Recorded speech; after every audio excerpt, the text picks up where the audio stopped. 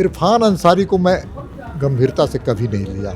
ये जो बयान आया है ये देशद्रोह, और ऐसे व्यक्ति को मंत्री पद से ही नहीं हटाना चाहिए, इन पर मुकदमे दर्ज होने चाहिए। देश को फिर से एक विभाजन करवाना ये सबसे दुर्भाग्यपूर्ण है। इसे पागलपन मैं मानता हूँ और इनका स्थान जेल के जेल खाने में होना चाहिए। ऐसी सरकार को सत्ता नहीं देना चाहिए।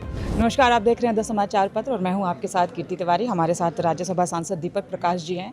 अभी बिहार फतह करके आए हैं। सबसे पहले सर आपको बिहार जीतने की बहुत बहुत बधाई। लोग ज़्यादातर ये कह रहे हैं कि क्या बदला बिहार में, मुख्यमंत्री वही हैं, उप मुख्यमंत्री वही हैं, सिर्फ विपक्ष को ये पता चला कि बिहार की जनता क्या चाहती है।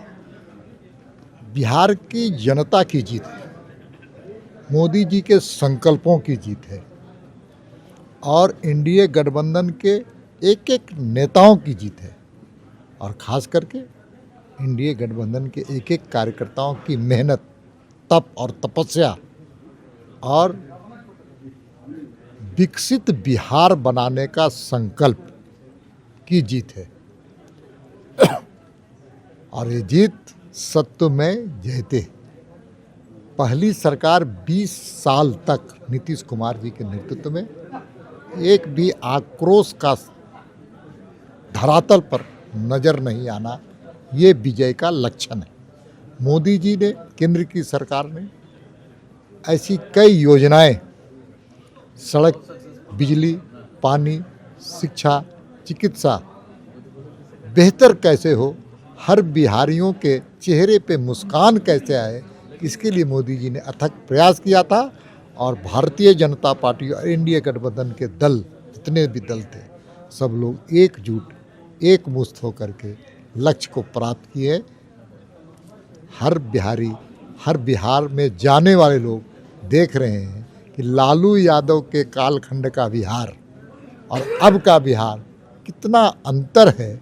उस वक्त अपहरण एक उद्योग बन चुका था।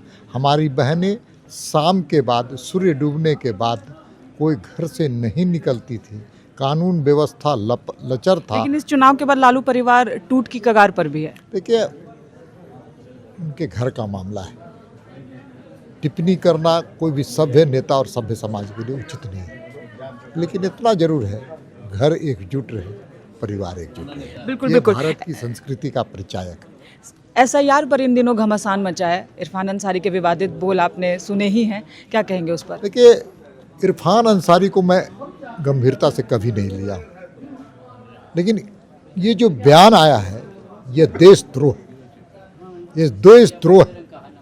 भारत के संविधान की शपथ लेकर के सत्ता पे काबिज होना, मंत्री बनना, और उसके बाद भारत के संविधान के खिलाफ काम करना, बांग्लादेशी घुसपैठियों को झारखंड में ला करके बसाना और यहाँ के नागरिकों को, खास करके आदिवासी समाज के संपदा को लूटने और लुटवाना, और सिर्फ एक वोट के लिए देश को फिर से एक विभाजन करवाना, ये सबसे दुर्भाग्यपूर्ण है। इसे पागलपन मैं मानता हूँ और ऐसे व्यक्ति को मंत्री पद से ही नहीं हटाना चाहिए, इन पर मुकदमे दर्ज होने चाहिए और इनका स्थान जेल के जेल खाने में होना चाहिए। बिल्कुल। इसके बाद बंगाल और फिर यूपी, अब चुनाव वहाँ की बारी है, वहाँ कैसे किला फतह होगी?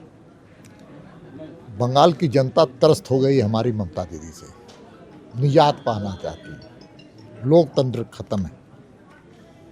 बांग्लादेशी घुसपैठियों के माध्यम से वहाँ डेमोग्राफी बदल चुका है। गुंडों का राज है, गुंडों का आतंक है।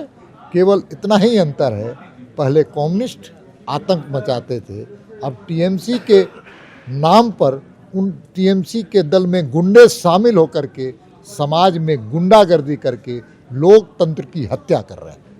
झारखंड में क्या स्टैंड होगा सर? क्योंकि झारखंड में बीजेपी अपने आप को अभी भी कहीं ना कहीं आदिवासियों के बीच साबित करने की कोशिश कर रही है। देखिए, चुनाव हारे हैं, मैदान नहीं हारे हैं। मैदान हमारा है, खेत हमारा है, खलियान हमारा है। कुछ समय के लिए कुछ लोगों ने भ्रमित करके हमारे खलियान में आकर के हमारे खेती को लूटने का काम किया। जनता को अब एहसास हो रहा है कि एक गलती हो चुकी है। ऐसी सरकार को सत्ता नहीं देना चाहिए जिसके पास कोई जनहित के योजनाओं का दृष्टि नहीं है। बहुत बहुत धन्यवाद। तो ये थे हमारे साथ दीपक प्रकाश जी, जिन्होंने स्पष्ट शब्दों में कहा है कि अगर झारखंड की बात है तो चुनाव हारे हैं, अभी भी सरजमी जो है वो हमारी है, एक बार फिर से किला फतेह ज़रूर होगी।